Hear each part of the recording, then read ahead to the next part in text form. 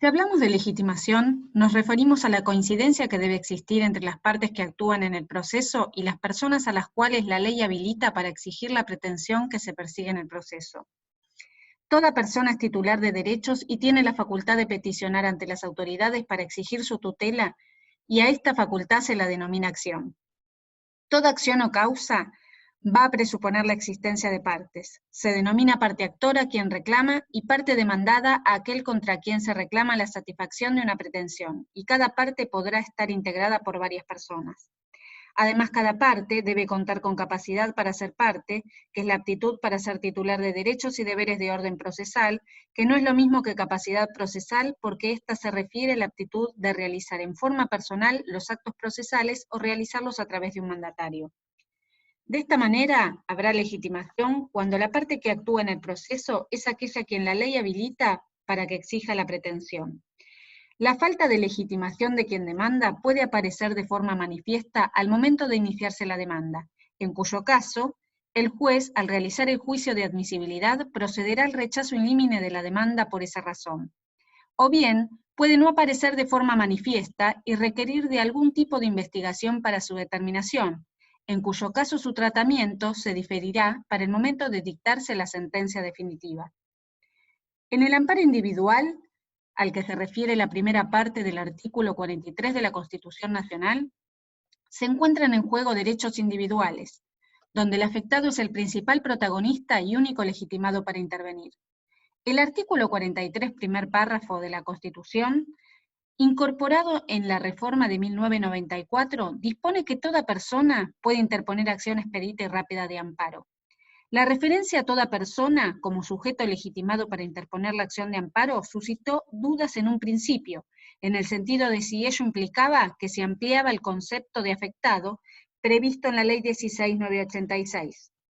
En razón de ello, se promovieron diversas demandas invocando el carácter de ciudadanos sin la demostración de un perjuicio concreto, por medio de las cuales se invocaba un interés general, que era el mero cumplimiento de la ley. Y la jurisprudencia fue constante en exigir que el accionante debe expresar un agravio diferenciado respecto de la situación en la que se hallan los demás ciudadanos, y no puede fundar su legitimación para accionar en el interés general en que se cumpla la Constitución y las leyes, es decir, el cumplimiento de la mera legalidad.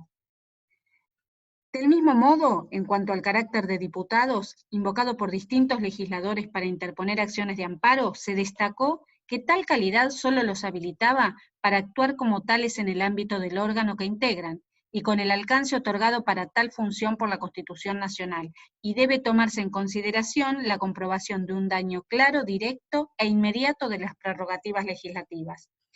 En definitiva, la jurisprudencia fue constante en el sentido de exigir que quien interpone la acción de amparo individual debe invocar un agravio o menoscabo a título personal y sus derechos o garantías reconocidos en la Constitución, un tratado o una ley.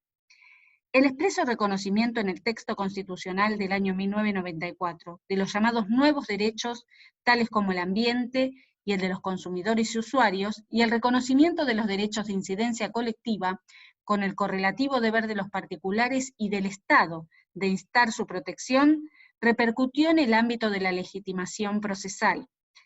y sobre los efectos de la sentencia que se dicte en el marco de un proceso. Es así que en el amparo colectivo, de que trata el segundo párrafo del artículo 43 de la Constitución, en lo que respecta a la legitimación procesal, la Constitución reconoció legitimación no solo al afectado, sino también a otros sujetos, como el defensor del pueblo y las asociaciones no gubernamentales.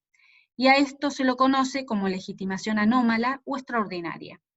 Quien ejerce la representación extraordinaria actúa en el proceso en nombre propio, pero defendiendo los derechos de otros. Respecto a las ONG, deben reunir dos requisitos.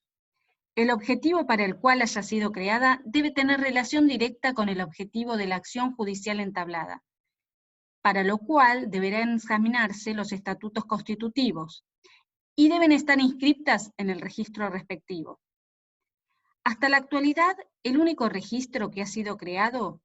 es el previsto por la Ley de Defensa del Consumidor, Ley 24.240, con lo cual en las causas relacionadas con la protección de otro tipo de derechos distintos a los de consumidores y usuarios, ante la ausencia de registros públicos, no se impidió que se les reconozca legitimación extraordinaria a las ONG,